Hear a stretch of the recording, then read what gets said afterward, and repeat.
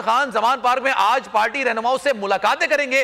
पंजाब के भी में इंतखाबात कराओ मुहिम तेज करने पर मुशावरत शुरू होगी। हुकूमत पर इलेक्शन का मजीद दबाव डालने की हिकमत अमली तय की जाएगी। और इखलाक बाजवा हमारे नुमाइंदे खुसूसी हमारे साथ मौजूद हैं। इस खबर की तफसील आपको वो बताएंगे। इखलाक बाजवा बताइएगा, इस खबर की तफसील है क्या?